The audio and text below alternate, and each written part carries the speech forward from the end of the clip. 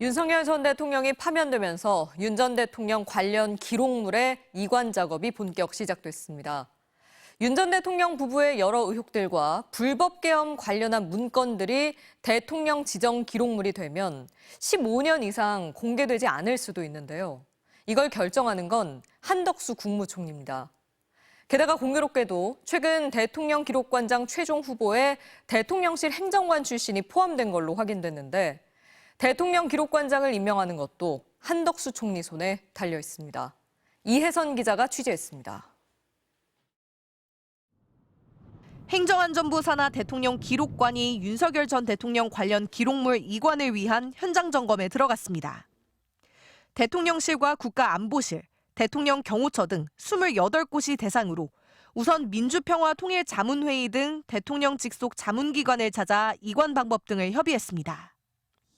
대통령 기록관으로 간 일반 기록물은 공개가 원칙이지만 대통령 지정 기록물이 되면 최대 15년간 공개하지 않을 수 있습니다. 사생활 관련 기록물이라면 30년까지도 비공개가 가능합니다. 윤 전 대통령이 파면되면서 기록물 지정은 권한대행인 한덕수 총리에게 넘어갔습니다. 대통령실 용산 이전과 최상병 수사 외압 등 여러 의혹은 물론 비상계엄 관련 문건의 공개 여부를 한덕수 총리가 결정해야 합니다. 지난 2017년 박근혜 전 대통령 파면 직후 황교안 권한대행은 이른바 세월호 7시간 관련 문건을 지정기록물로 결정했고 여전히 공개되지 않고 있습니다. 윤석열 정부의 주요 의혹에 관한 대통령 기록물은 온전히 보존되고 적절히 관리되어야 한다.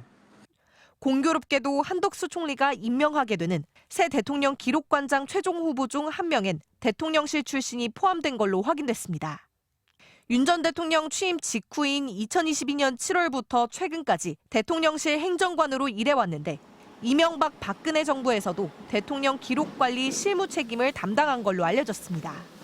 윤석열 전 대통령 부부 관련 의혹의 증거가 될 수 있는 주요 문건의 관리도 윤 전 대통령과 함께 일한 측근에게 맡길 수 있다는 뜻입니다.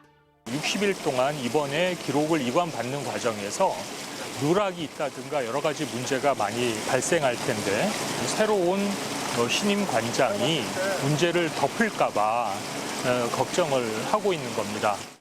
대통령 기록관 관계자는 MBC에 대통령실 행정관 출신인 정모 씨 외에 다른 최종 후보 한 명은 구색 맞추기라는 말이 내부에서도 나오고 있다고 전했습니다. 행안부는 다만 아직 신원조회 등의 절차가 남아있다며 임명 시기도 확정되지 않았다고 밝혔습니다. MBC 뉴스 이혜선입니다.